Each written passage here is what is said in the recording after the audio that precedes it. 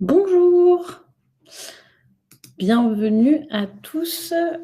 On est ravis de vous avoir avec moi aujourd'hui pour ce webinaire sur le schéma pluriannuel d'accessibilité numérique. Alors, quel est notre petit programme? Donc aujourd'hui, vous êtes avec moi, toute seule. Donc moi, je suis Leslie Janin, je suis consultante accessibilité, conseil et stratégie chez Adimeo.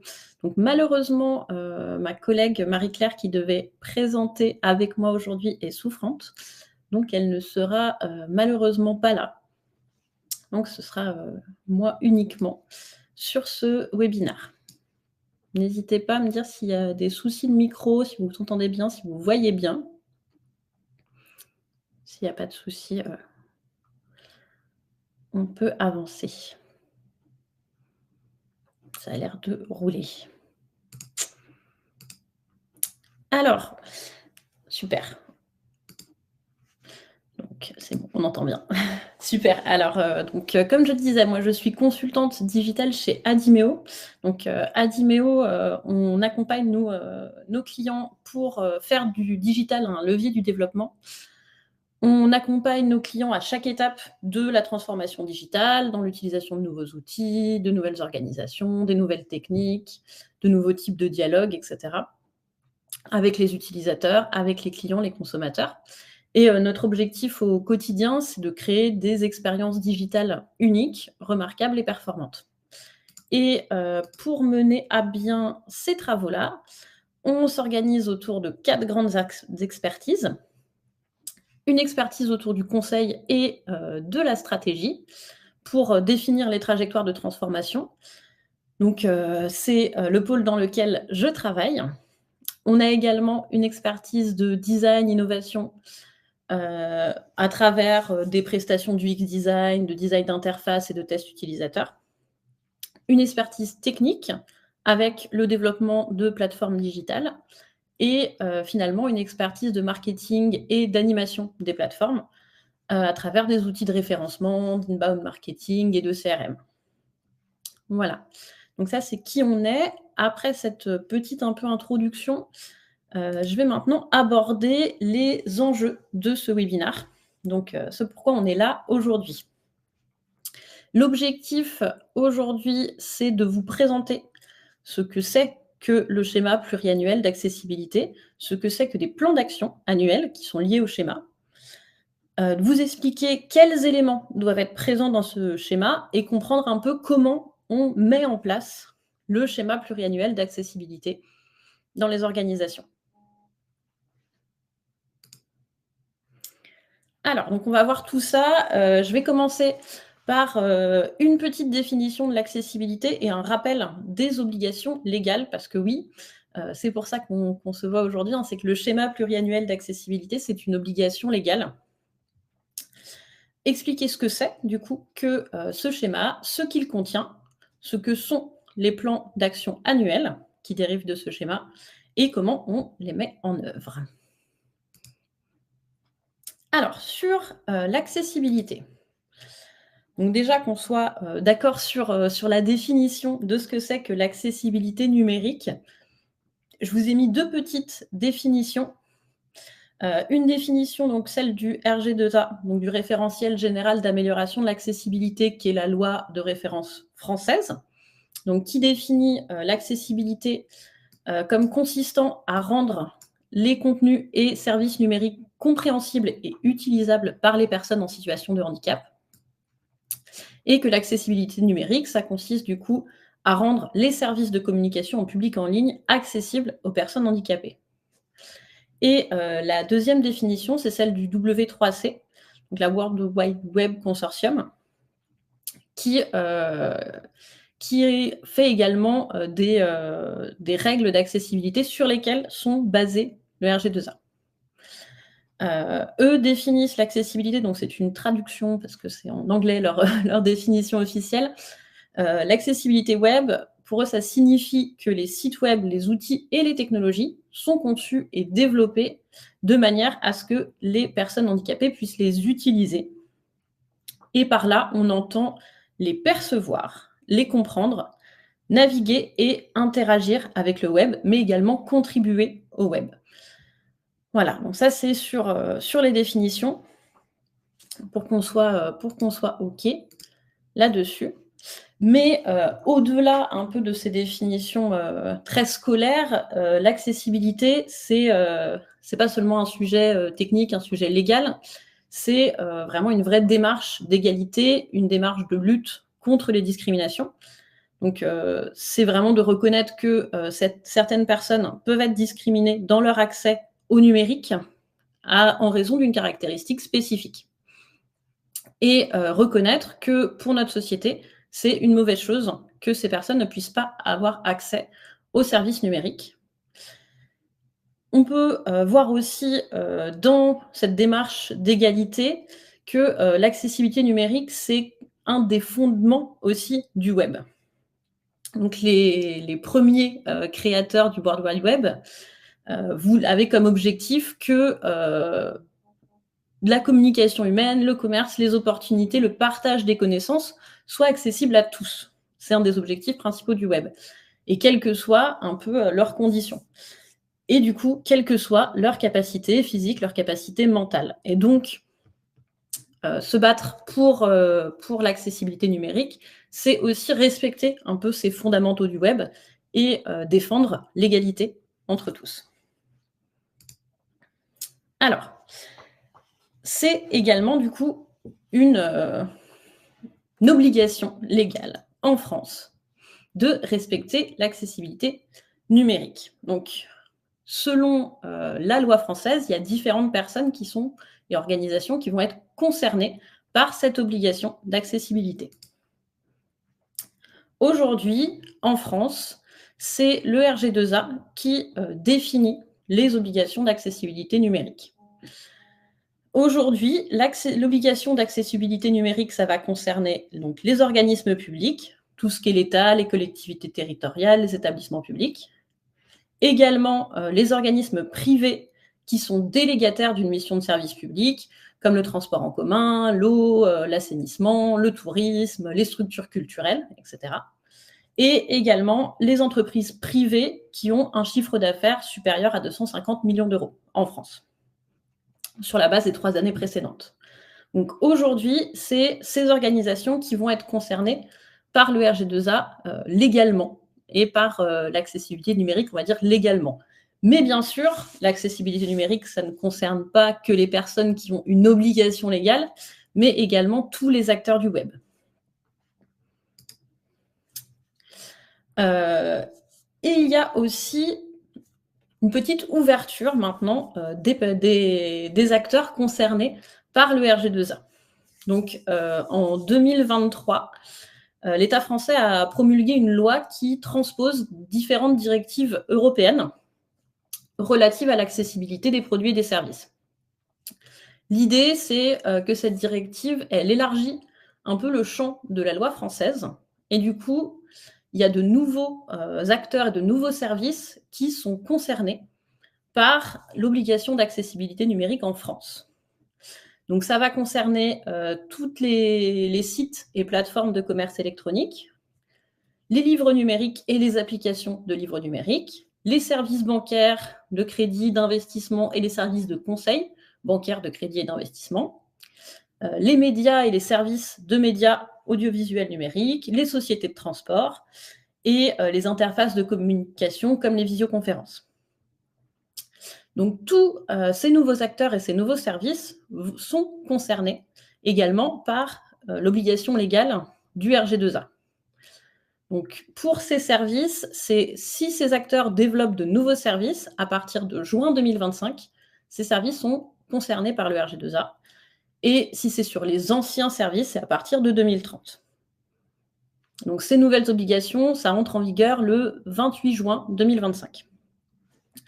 Donc ça, c'est les acteurs qui sont concernés légalement par l'accessibilité et par le RG2A. Mais comme je l'ai déjà dit, ça, c'est pas parce que vous êtes en dehors de ces acteurs obligatoires par la loi que vous n'êtes pas concerné par l'accessibilité numérique, puisque l'objectif, c'est quand même que tous les utilisateurs puissent avoir accès à vos services numériques, à vos services en ligne.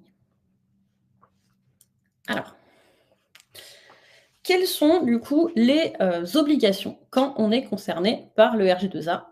Et la question corollaire toujours, c'est que c'est quoi les sanctions si on ne respecte pas ces obligations légales? Il y a 2 types d'obligations dans la loi. Premier type d'obligation, c'est une obligation d'affichage. Donc l'obligation d'affichage, ça veut dire que les acteurs qui sont concernés par le RG2A doivent afficher d'abord sur leur service numérique une déclaration d'accessibilité. Donc cette déclaration d'accessibilité, elle va dire à quel point le service numérique est conforme ou non au RG2A. Donc, l'état de conformité, ça veut dire si le site ou l'application est totalement, partiellement ou non conforme avec le RG2A, et ça doit être évalué par un audit d'accessibilité. Sur la déclaration d'accessibilité, on doit également signaler les contenus non accessibles et la façon dont les utilisateurs peuvent contacter l'organisme si besoin.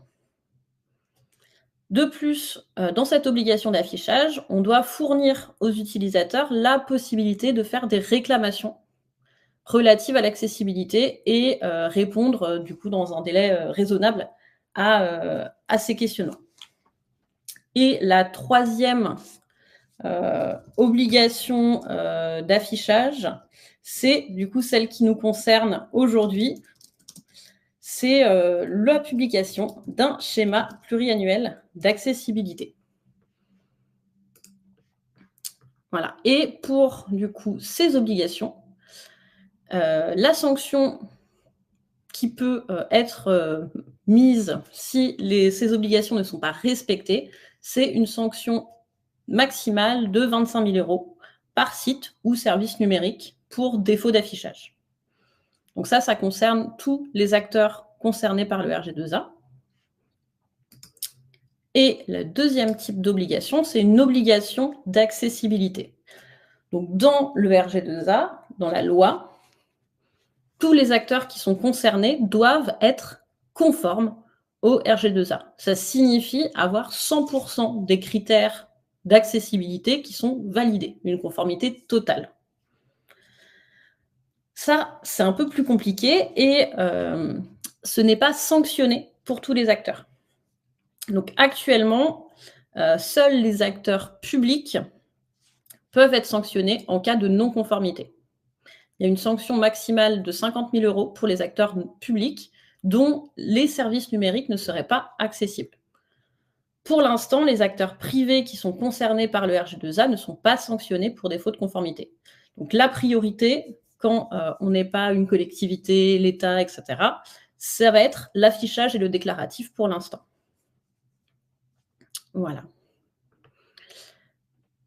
Alors, il y a une question, est-ce que les assurances ne sont pas concernées par les lois sur l'accessibilité? Alors ça peut rentrer selon, dans certains cas. C'est pas, pour l'instant, c'est pas obligatoire. Par contre, effectivement, si en fonction du bénéfice réalisé par les sociétés, ils peuvent rentrer dans celles concernées. Mais pour l'instant, c'est pas encore dans les services qui ont été identifiés. Voilà.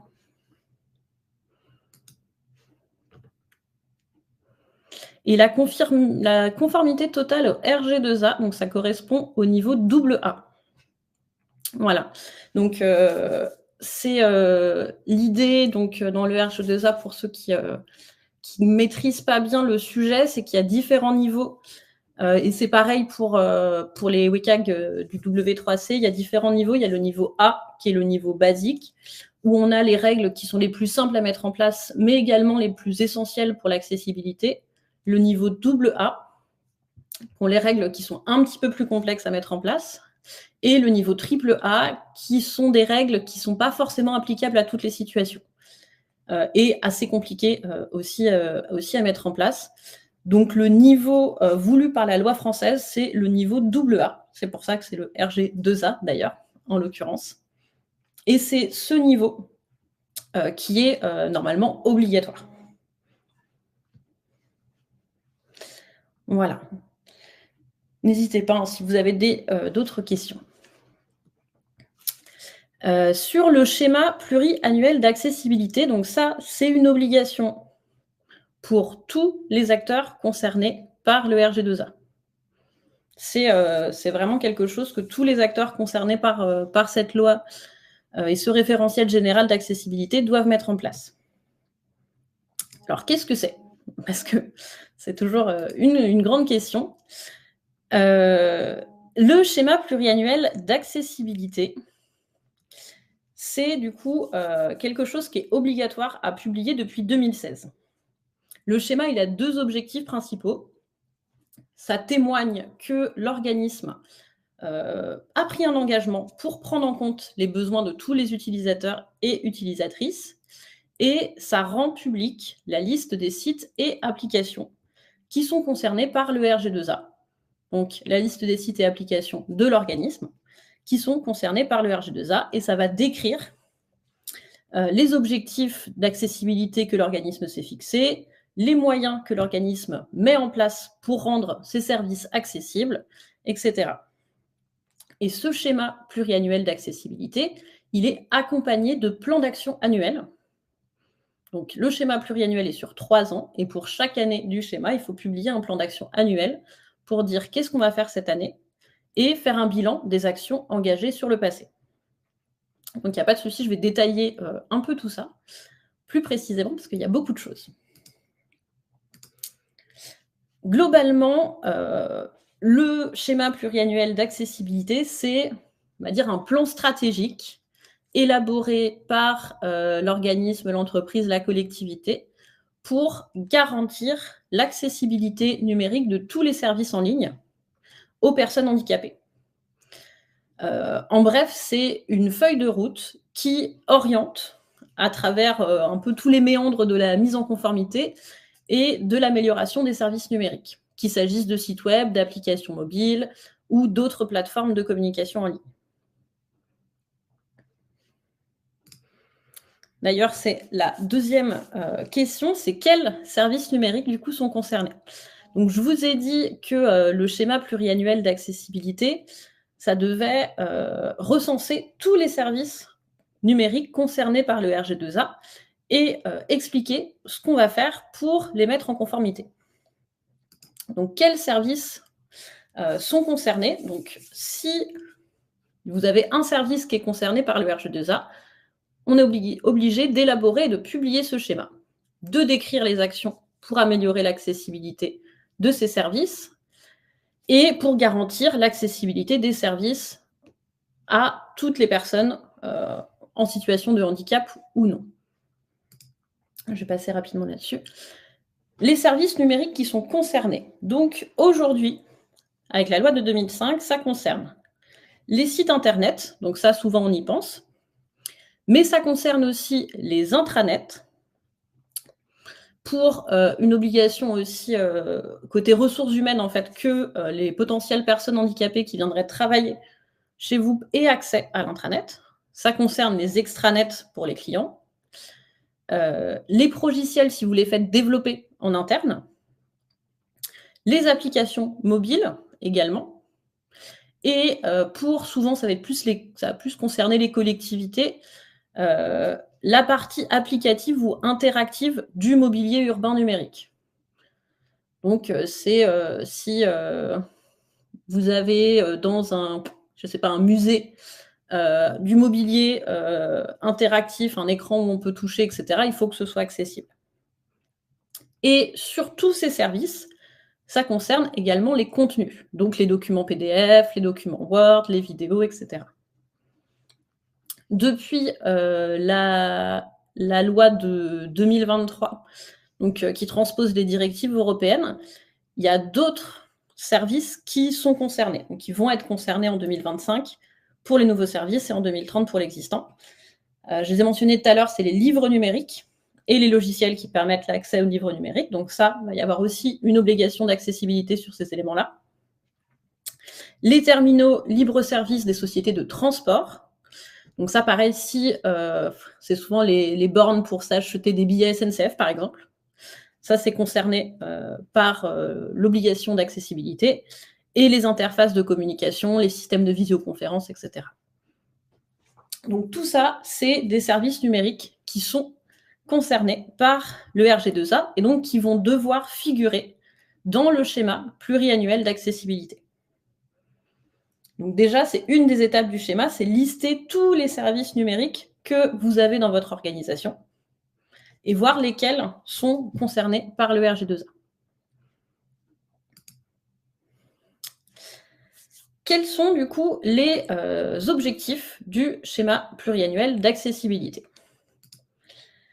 Le schéma pluriannuel d'accessibilité, ça a comme ambition de définir vos objectifs et de décrire vos actions prévues.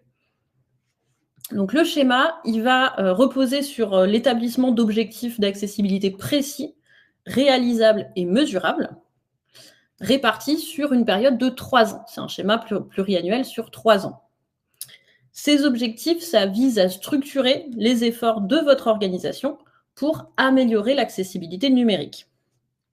Par exemple, une organisation peut se fixer comme but d'atteindre 90% d'accessibilité, de conformité avec le RG2A sur tous ses services numériques dans les 3 années à venir. Ou se dire, sur la prochaine année, mon objectif, c'est de garantir que tous les documents PDF publiés soient accessibles. Ça, c'est des objectifs. Et le schéma décrit également, du coup, en détail, les actions nécessaires pour atteindre ces objectifs.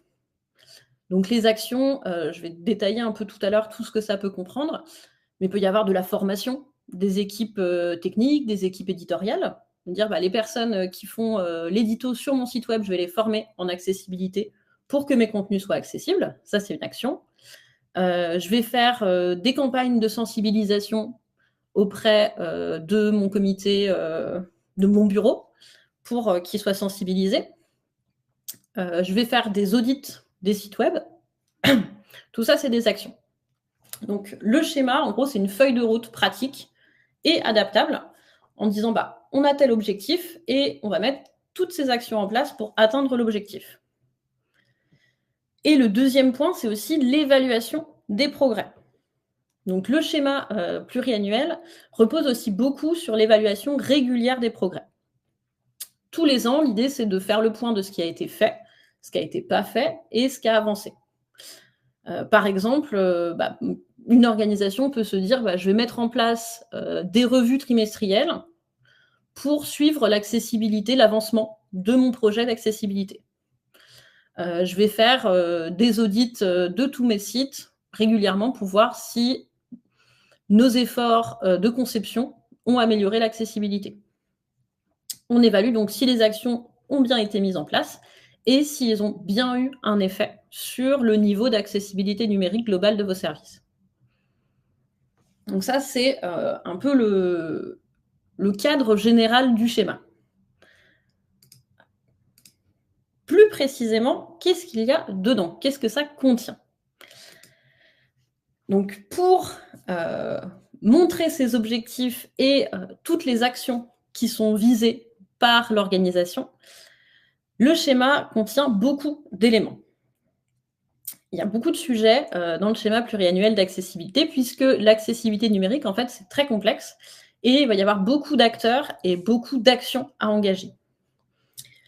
En général, sur un schéma, on commence toujours par un schéma pluriannuel, on va toujours commencer par une introduction, de dire pourquoi ce schéma est nécessaire, dans quel contexte réglementaire et législatif vous rentrez pour publier ce schéma. Ensuite, on va présenter donc la politique d'accessibilité. Donc ça, c'est vraiment un peu les grands objectifs de la façon dont vous prenez en compte l'accessibilité numérique dans votre entreprise, mais aussi, vous pouvez préciser la façon dont vous prenez en compte l'accessibilité en général dans votre entreprise ou dans votre organisation, l'accessibilité numérique, mais aussi, ça peut être l'accessibilité d'autres choses, de vos services, etc. Il faut également définir un référent accessibilité numérique et dire quelles sont ses missions. Donc, par exemple, ça va être la personne qui va suivre le projet de schéma pluriannuel. Ça peut être la personne qui reçoit les questions des usagers s'il y a des problèmes d'accessibilité sur vos services, etc. Ensuite, un petit état de lieu en général. Donc, on va lister tous les services numériques qui rentrent dans le RG2A et se dire quel est le niveau d'accessibilité de ces services. Donc en général, au début, quand on commence à faire un schéma d'accessibilité numérique, on n'a pas fait auditer tous nos services, hein, parce que c'est long. Donc en général, on va noter le niveau d'accessibilité des services pour ceux dont on connaît le niveau, et pour les autres, on note qu'il faudra le faire auditer plus tard, etc. On précise ensuite les objectifs. Donc, quels sont les buts à atteindre dans 3 ans, donc sur la durée du schéma, en termes d'accessibilité numérique sur les sites web, les applications, etc. Et ensuite, on va définir les actions concrètes qui sont prévues pour réaliser les objectifs. Donc, comment on va atteindre les objectifs? C'est toujours la question. Ce qui est sûr, c'est que ça va nécessiter beaucoup de ressources variées. Ça va nécessiter des ressources humaines, des ressources techniques, des ressources financières. Ça va inclure plusieurs éléments et plusieurs services de l'organisation ou de l'entreprise. Donc, dans les actions, ça peut être des détails sur la formation du personnel. Donc, comment on va former notre personnel, comment on va les sensibiliser aux enjeux de l'accessibilité. Est-ce qu'on va acquérir des outils spécifiques? Est-ce qu'on va avoir recours à des experts externes? Est-ce qu'on va auditer nos sites? Est-ce qu'on va faire des refontes pour certaines applications? C'est vraiment préciser toutes les actions qui sont envisagées pour améliorer l'accessibilité numérique et aussi préciser autant que possible tous les moyens envisagés. Donc, pour les moyens un peu futurs, donc il y a forcément des moyens humains et financiers qui vont être mis en place pour améliorer l'accessibilité. Donc, on va prendre des personnes qui vont être formées à l'accessibilité numérique. On va embaucher un expert accessibilité numérique. On va mettre en place des moyens financiers, donc on va payer une société externe pour auditer.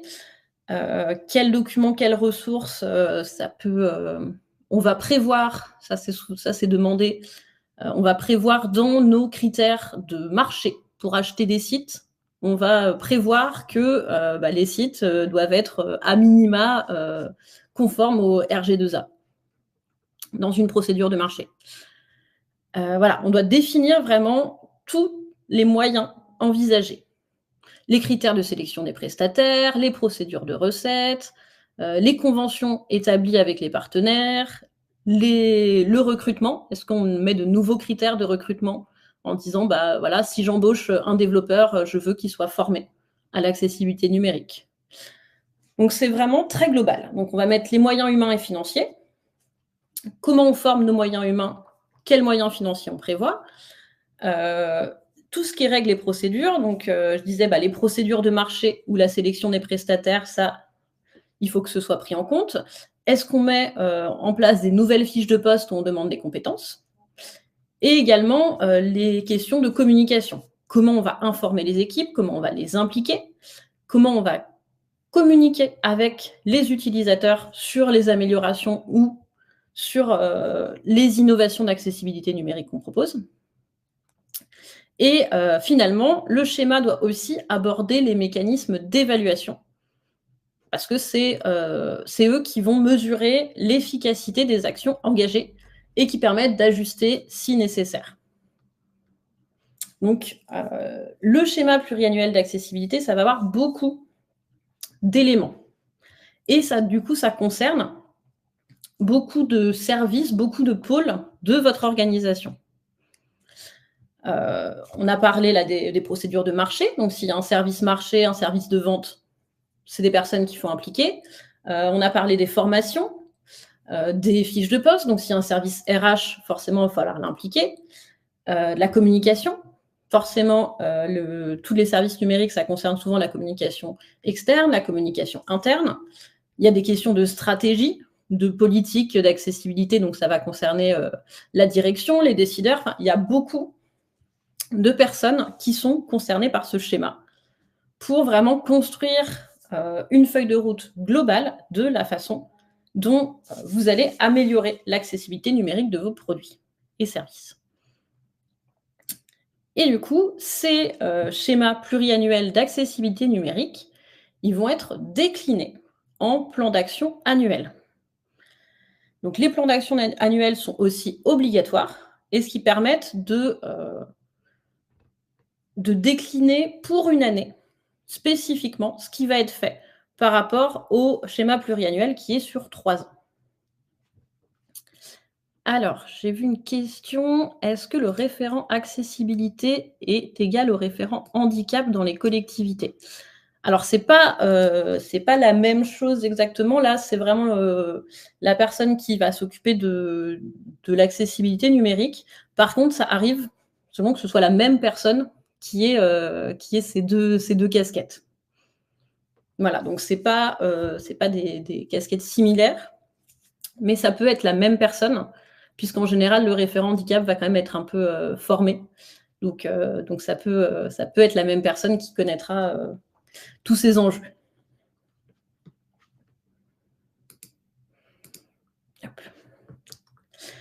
Et du coup, ce que je disais, c'est que les schémas pluriannuels, ils sont déclinés en plans d'action annuels.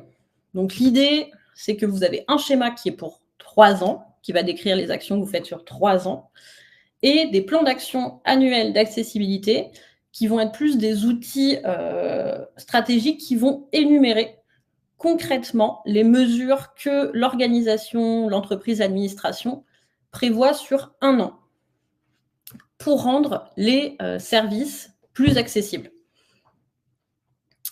C'est pas juste une simple to-do list, c'est surtout un document détaillé qui est encadré par la loi.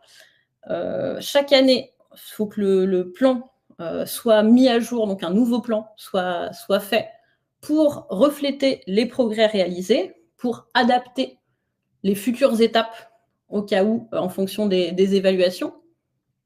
Il doit présenter un état des lieux actualisé et dire ce qui a été fait l'année passée, quand sont prévues les différentes actions, est-ce qu'elles ont été réalisées ou non, etc. Donc là, il y a un petit exemple de fiche de suivi sur les plans d'action annuels. L'idée, c'est vraiment de faire un suivi des actions et de prévoir ce qu'on va faire dans l'année. Donc, qu'est-ce que contiennent ces plans d'action annuels? L'idée, c'est que le cœur du plan d'action annuel d'accessibilité, c'est d'indiquer du coup les actions qui sont réalisées dans l'année. Là où le schéma pluriannuel va rassembler une multitude de points échelonnés sur 3 ans, les plans vont se concentrer sur les points les plus urgents, donc ceux qui vont être traités à court terme dans l'année. Donc c'est un peu un guide qui va retracer chaque étape du projet, année par année, de la formation des agents, la sensibilisation des utilisateurs, en passant par les audits internes, etc. Chaque action va s'accompagner d'un calendrier qui précise les délais et les ressources nécessaires pour mettre en œuvre l'action, va détailler le détail de l'action, donc est-ce qu'il y a des sous-étapes, qui est concerné, etc. Et le suivi de l'action. Est-ce que ça a été réalisé partiellement, c'est en cours, etc. En plus, pour mesurer l'efficacité de ces actions, de ces efforts, on va définir des indicateurs de performance. C'est pour avoir un suivi un peu rigoureux des objectifs qui sont définis. Donc se dire, par exemple, je vais refaire des audits sur mes sites que j'ai améliorés. Je vais suivre le nombre de retours sur l'accessibilité, le nombre de critiques utilisateurs. Je vais suivre le pourcentage de personnel qui est formé chez moi à l'accessibilité numérique, etc., etc. Donc, avoir des indicateurs sur le sujet. Comment on met ça en œuvre? Alors, donc, comme on a vu, les schémas pluriannuels et les plans d'action, ça va être des documents qui vont être assez complexes, qui vont impliquer beaucoup de monde et qui vont concerner beaucoup de sujets. L'idée de la mise en place et la construction de ces documents, ça va être d'impliquer les bonnes personnes au bon moment et de le construire petit à petit. Donc là, c'est un exemple de méthode qu'on met en place, nous, chez Adimeo, pour accompagner, du coup, nos clients sur ces questions-là. En général, on commence par une phase de cadrage qui permet d'identifier les acteurs qui vont être concernés par la rédaction du schéma et d'identifier les services numériques de l'organisation. Ensuite, on fait une phase d'exploration pour analyser un peu les services existants, les besoins, définir tout ça. On fait une phase de création où on définit déjà des objectifs et des actions avec les personnes concernées par l'accessibilité numérique. On rédige le schéma de façon itérative et ensuite, on a une phase de suivi avec les plans d'action annuels où on peut évaluer régulièrement, on met à jour, on corrige en fonction des résultats. Je crois que j'ai un peu plus de précision.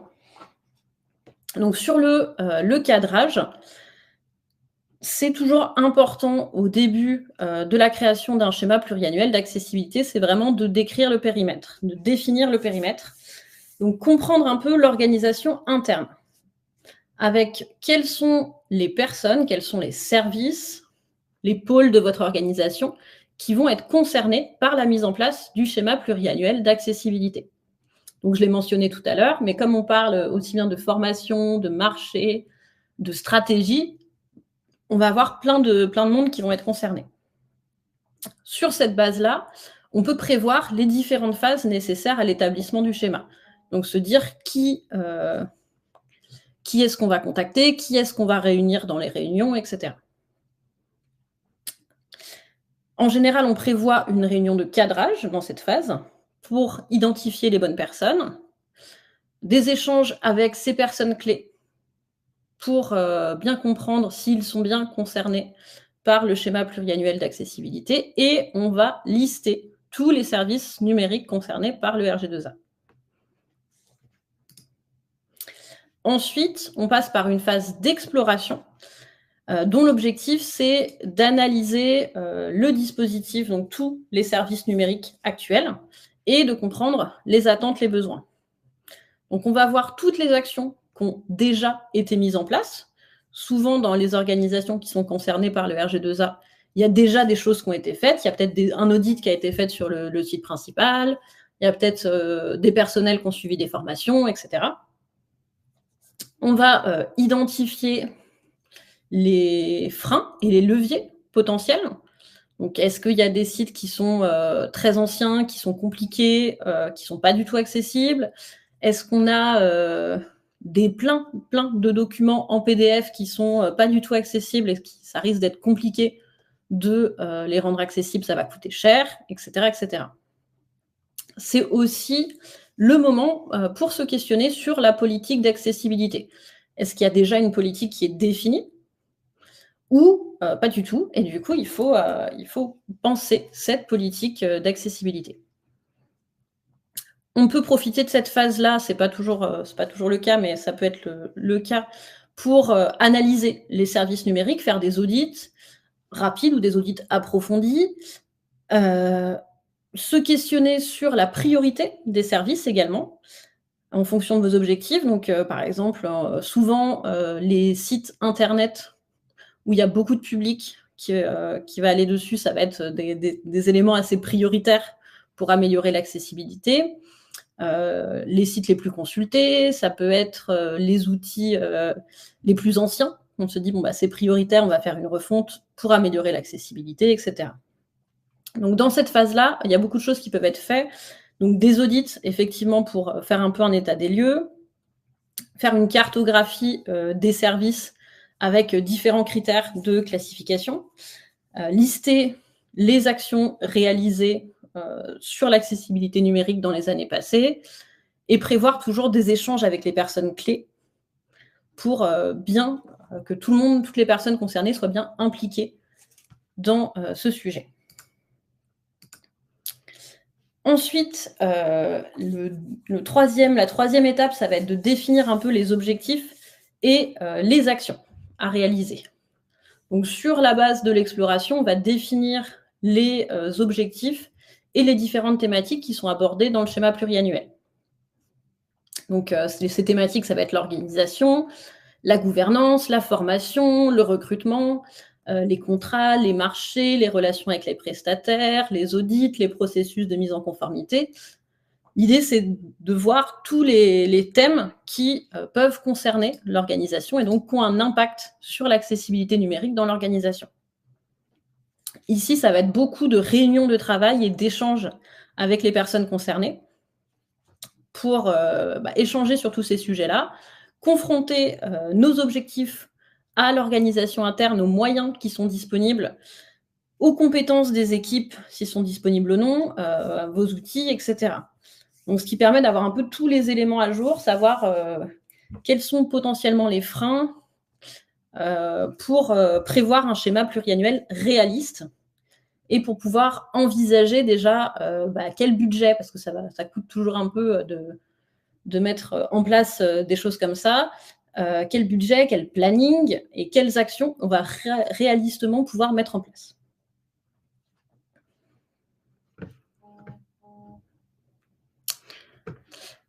Alors, je regarde, j'ai une question. À partir du moment où mon entreprise est concernée par le RG2A, je dois couvrir tous les services, aussi ceux qui ne sont pas en lien avec le bancaire, le transport, etc. Si un de mes progiciels vient d'un éditeur, c'est donc à lui que je vais réclamer le document de schéma. Alors, pour le schéma, ça va prendre en compte tous vos services, mais qui sont à vous, desquels vous êtes responsable. Donc, si vous avez un progiciel qui est vendu comme ça par un éditeur, vous n'en êtes pas forcément responsable. Donc, c'est mis de côté, puisque vous n'allez pas pouvoir améliorer son accessibilité. C'est l'éditeur qui est responsable de ça. Par contre, sur ces progiciels-là, ça peut être quelque chose qui peut être pris en compte dans le schéma pluriannuel pour dire, la prochaine fois que je cherche un logiciel de paye, c'est un exemple, je vais chercher un logiciel de paye qui est accessible à tous. Je vais chercher un logiciel de paye qui respecte le RG2A. Ça peut être une action qui est dans le schéma. Après, effectivement, vous n'allez pas être sanctionné si votre logiciel n'est pas accessible, puisque vous n'en êtes pas responsable, ce n'est pas vous qui le développez, si j'ai bien compris. N'hésitez pas à me dire si j'ai bien compris ou pas la question. Et du coup, une fois que vous avez défini tout ça, on va pouvoir rédiger, construire et valider le schéma et les plans d'action. Donc l'idée ici, c'est que sur la base de toutes ces analyses, de tous ces échanges, on va pouvoir rédiger la trame d'un schéma pluriannuel d'accessibilité qui correspond à vos besoins. Et l'idée, souvent, c'est de faire un travail itératif avec les équipes concernées, la direction, pour remplir le schéma, discuter autour des différents sujets, jusqu'à validation d'un schéma définitif. L'idée, c'est toujours de prendre en compte l'avis de toutes les équipes concernées pour que le schéma soit le plus réaliste possible, que les calendriers se tiennent, que les actions soient vraiment réalisables, etc. Et du coup, ensuite, un premier plan d'action annuel peut être complété de la même façon, soit en parallèle, soit dans des réunions spécifiques. Et l'idée, c'est ici d'avoir du coup le schéma sur 3 ans, un premier plan qui va définir les actions précises pour la première année, et ensuite de continuer à améliorer et à réaliser des évaluations. Donc ça, c'est un peu la dernière étape, ça va être le suivi pour évaluer, pardon, ça aboie à côté de moi, pour évaluer, mettre à jour et corriger le schéma pluriannuel. Donc une fois qu'on a vraiment ce schéma avec les objectifs, les actions, etc. établis, l'idée, ça va être de mettre en place, du coup, ces actions. Hein. Maintenant, c'est bon, on a le schéma, on a dit ce qu'on allait faire, il faut maintenant le faire. Donc, mettre en œuvre ces actions, mettre en œuvre ces audits, mettre en œuvre ces refontes, changer les documents, faire des formations, etc. Et du coup, faire un suivi tout au long de ces 3 années du schéma pour dire ce qui a été bien fait, les impacts que ça a eu, etc. Donc vraiment avoir un suivi, une évaluation, mettre à jour aussi le schéma. Donc ça, le schéma peut être mis à jour n'importe quand pendant les 3 ans pendant lesquels il est valable, en disant finalement on a dit qu'on ferait telle formation pour nos équipes, on se rend compte que c'est peut-être pas intéressant parce qu'il y a un quart de l'équipe qui a fait la formation, c'est peut-être pas la formation la plus pertinente. Je vais changer dans mon schéma, je vais dire que finalement on va faire autre chose parce qu'on se rend compte que c'est pas le plus efficace. Donc l'idée c'est ça, c'est de mettre en place les actions, de faire des réunions régulières de suivi, d'évaluation et de continuer à améliorer l'accessibilité numérique petit à petit. Donc c'est vraiment un processus d'amélioration continue. Ce principe de schéma pluriannuel et de plan d'action annuel, c'est un processus vraiment d'amélioration continue sur les années. Et puis une fois que le premier schéma est terminé, il faut remettre les choses un peu à plat, se dire où est-ce qu'on en est et prévoir un nouveau schéma sur les 3 années à venir pour continuer à améliorer l'accessibilité numérique. Voilà, donc en conclusion, je commence à parler depuis longtemps, je me fatigue un peu. En conclusion, le schéma pluriannuel, c'est un cadre qui permet d'améliorer l'accessibilité numérique des services. Il prend en compte des leviers très larges. Donc, c'est pas, comme on a dit, c'est pas uniquement sur les audits, les développements techniques, la conception, etc. Mais ça prend en compte des leviers très larges et donc ça nécessite l'implication de nombreux acteurs. Ça prend en compte vos enjeux stratégiques. Donc, ça va nécessiter, si vous avez l'implication de votre direction, forcément les enjeux techniques, mais aussi des enjeux juridiques, de marché, de communication. Ça prend en compte du coup, tous les enjeux utilisateurs. Ça va questionner vos formations, donc les ressources humaines, les fiches de poste, les recrutements, vos relations avec vos fournisseurs, tout ça pour essayer d'améliorer l'accessibilité numérique. Donc, vous allez avoir de nombreux acteurs qui vont être impliqués dans ce schéma et dans l'amélioration de l'accessibilité numérique. Vous pouvez du coup réaliser ces schémas en prenant en compte les avis de toutes ces personnes, en explorant les services numériques existants, en définissant vos priorités stratégiques et du coup en planifiant toutes vos actions sur les années à venir. Donc, suivre comme ça une méthode un peu complète et vous faire accompagner par des experts, ça vous permet de le faire plus facilement parce qu'effectivement, il y a beaucoup de questions et beaucoup de personnes qui vont être impliquées. Donc, pour essayer de le mettre en place facilement et sans rien oublier. Donc, l'idée souvent, ça va être de se faire accompagner même légèrement par un expert pour cadrer tout ça. Former forcément vos équipes pour faciliter l'amélioration de l'accessibilité numérique et évaluer de façon continue l'amélioration. Puisque l'objectif, c'est la progression, toujours de s'améliorer un petit peu tous les jours. Voilà. Donc, chez Adimeo, on peut vous accompagner sur ces sujets d'accessibilité numérique. Dans notre pôle conseil et stratégie, on vous accompagne sur des audits d'accessibilité RG2A, mais aussi des audits WCAG. Donc, si vous avez des sites qui ne sont pas en France, c'est la norme internationale, pour ceux qui ne savent pas. On vous accompagne aussi sur le schéma pluriannuel d'accessibilité pour vous aider à en rédiger, pour vous aider sur vos plans d'action annuels, etc. Et sur la mise en accessibilité globale de vos sites pour avoir un accompagnement un peu plus stratégique sur tout ça. Notre studio UX/UI font également de la conception accessible, donc ils prennent en compte les règles d'accessibilité dans la conception des prototypes et des maquettes, et ils peuvent également vous conseiller sur la mise en accessibilité graphique et fonctionnelle de vos services. Et finalement, nos développeurs, que ce soit nos développeurs CMS ou Symfony, peuvent vous accompagner donc sur le développement de sites web qui sont accessibles, mais également dans des missions de conseil sur la mise en accessibilité technique de vos services, de vos outils web. Et de façon un peu transverse, sur les différents sujets, on propose des initiations à l'accessibilité numérique, que ce soit sur les contenus, sur le côté graphique, le côté fonctionnel, etc. Donc, n'hésitez pas à prendre contact avec nous.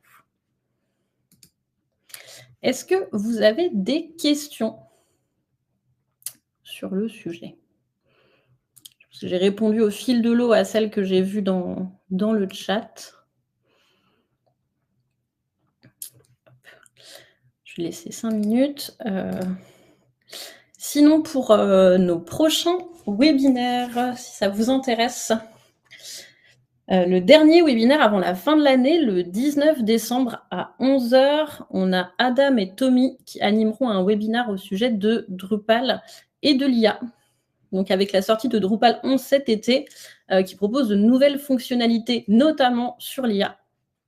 Ils vont revenir sur les dernières avancées sur ce thème, du coup, dans l'écosystème Drupal, avec une démonstration concrète. Donc si vous intéressez, le 19 décembre à 11 h, vous pouvez vous inscrire. Emmanuel a mis le lien dans le chat.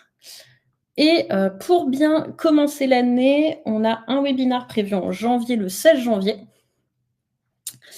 sur la rédaction de cahiers des charges dans le cadre de la refonte d'un site internet. Dans ce webinaire, Marine vous donnera toutes les clés pour réussir donc, le cahier des charges d'un site internet, les étapes, la méthodologie, les aspects techniques à ne pas négliger, ainsi que les sujets un peu incontournables en 2025, donc les questions d'IA, d'éco-conception et bien sûr d'accessibilité, entre autres. Et le 13 février, donc là c'est pas tout de suite, on a un autre webinaire un peu plus technique sur le CMS Drupal, avec toujours Adam et Tommy, donc, qui présenteront un peu les nouveautés. Donc en janvier 2025, Drupal va un peu franchir un cap historique avec le lancement de Drupal CMS, qui est une évolution qui redéfinit l'équilibre entre simplicité et puissance de Drupal actuel. Et ça permet aux organisations de déployer rapidement des projets web tout en bénéficiant des atouts de Drupal. Donc c'est un gros changement technique. Donc si ça vous intéresse, n'hésitez pas à vous inscrire. Pour l'instant, ce n'est pas encore possible, désolé. Mais notez-le. Et avant de nous quitter, vous aurez une question de satisfaction en fin de webinaire. Donc, je vous recommande d'y répondre. Ce serait très gentil pour nous. Voilà. Donc, s'il n'y a pas de questions, nous allons pouvoir nous quitter ici. Merci beaucoup d'avoir participé à ce webinaire. Vous retrouverez le replay si vous avez manqué des bouts ou si vous voulez le partager avec des collègues. Et merci beaucoup de m'avoir écouté. Merci Dorothée, c'est très gentil.